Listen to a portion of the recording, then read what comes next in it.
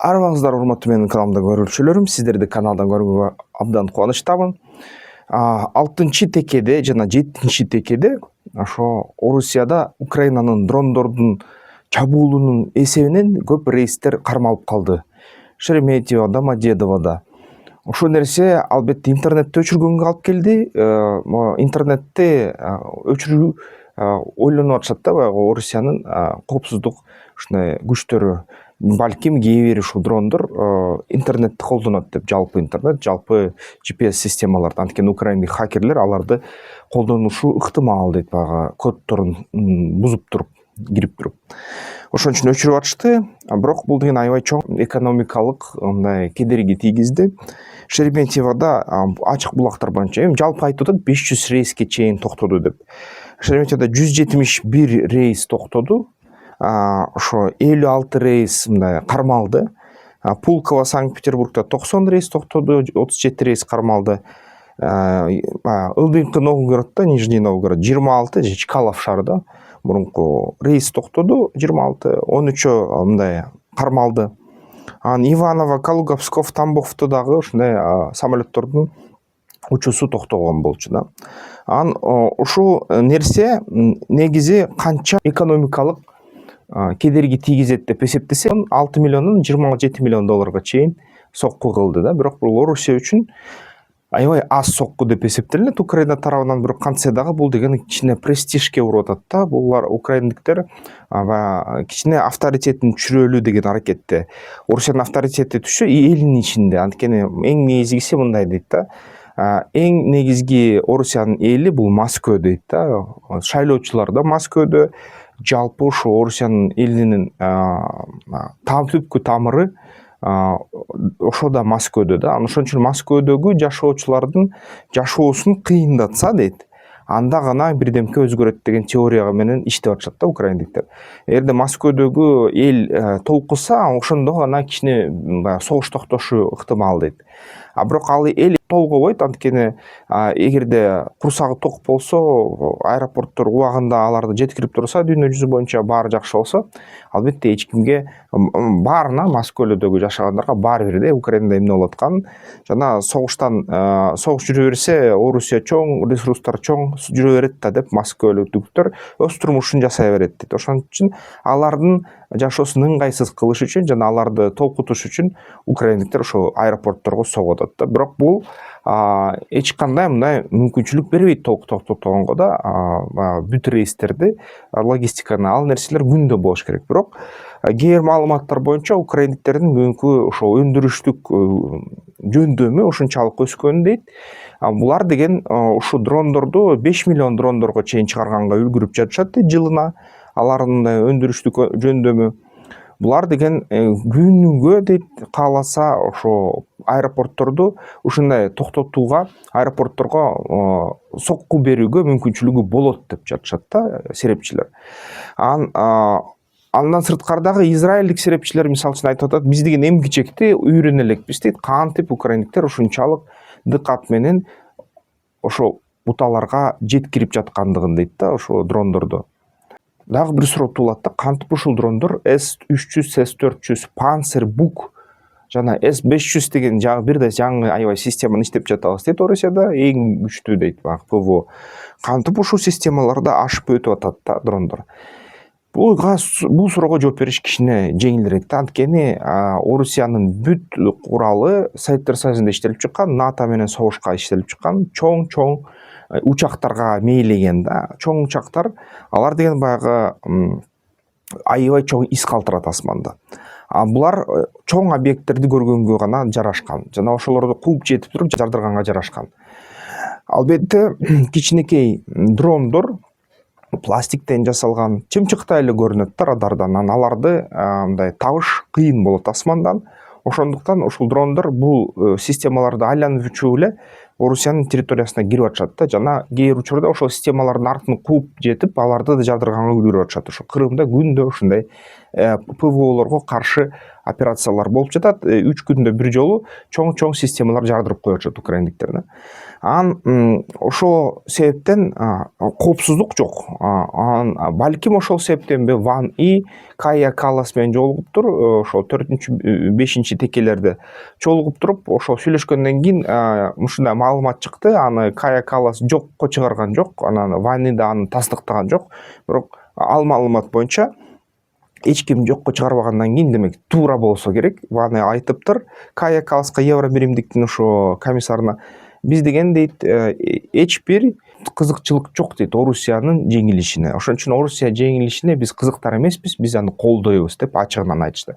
Бул алгачкы жолу ушундай расмий адам Ван И, бул деген тышкы иштер министрлигинин ушундай статусундагы киши да, Кытайда.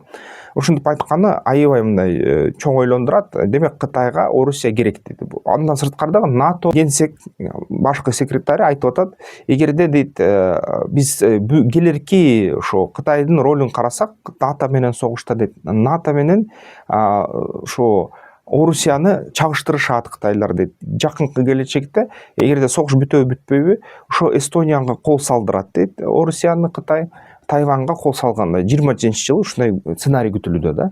Демек ошол Орусия чын эле азыркы Украинаны полигон катары колдонот. Кытайдын ою боюнча жеңилип жатат. Бирок Кытайга жеңилгенге мүмкүнчүлүк бербейт. КНДР кошулабы, Кытайдын өзүнүн аскерлери кошулабы, же кандай болот, же башка эл аралык күчтөр кошулабы, Орусияга көмөк көрсөтүшөт экен ошол согуштан жеңилбегенге. Жана ошол Орусия Эстонияга кол салганда ээн эркин Тайваньды басып алышат да Кытайлар. Ушундай план айтылып жатат да, талкууланып жатат ачык мейкиндикте. Ошо менен бирге эмнени бул дагы билдирет да, негизи эгерде ушунун баары чын болсо, бул деген Орусиянын кайра репутациясына мындай сокку болуп атат да.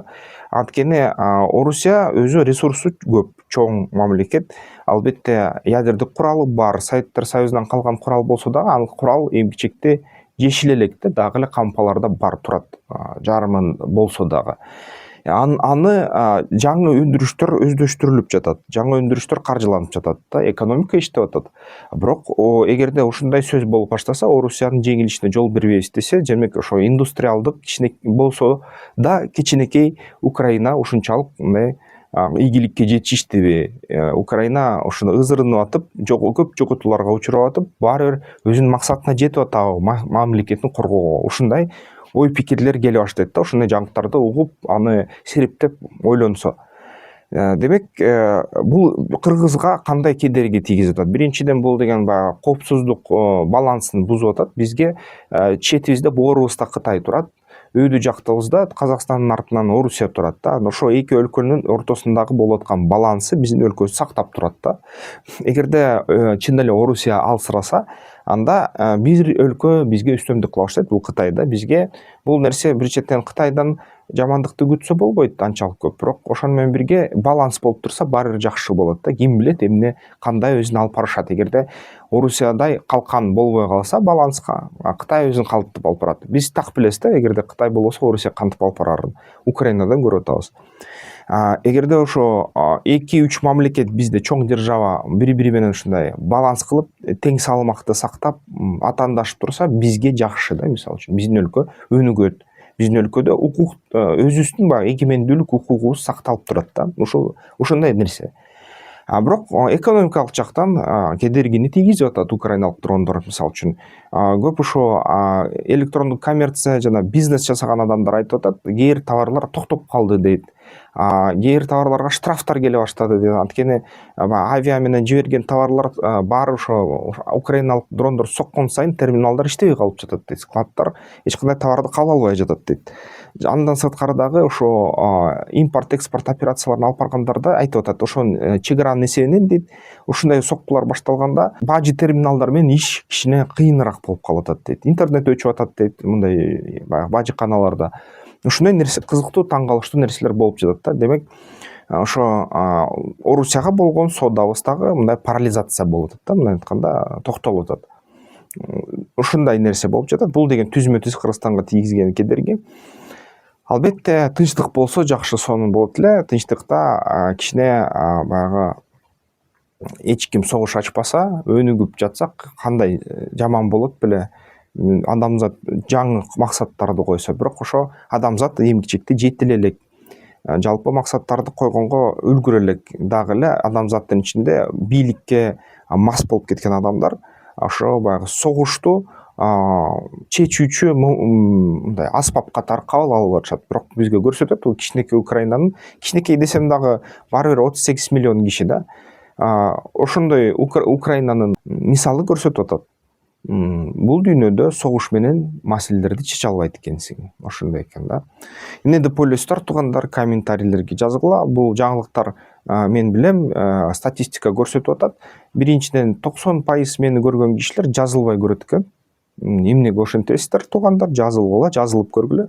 Экинчиден ошо 20%га чейин мени көргөн кишилер ошо 15-20% Орусиядан экен да. Ошо Орусияда жүргөн туугандар айткыла, силерге түзмө-түз ушу таасир тийгиздиби?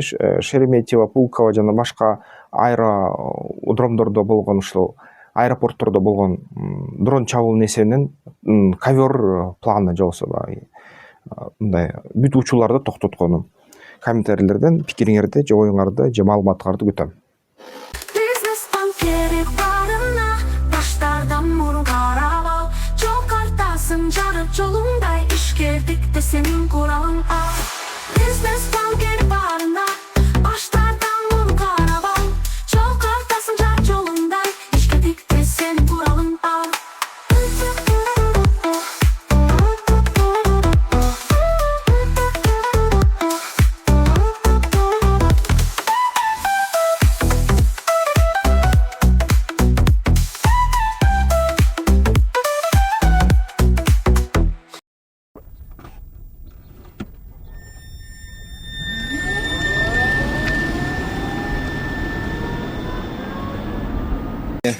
Вот туда.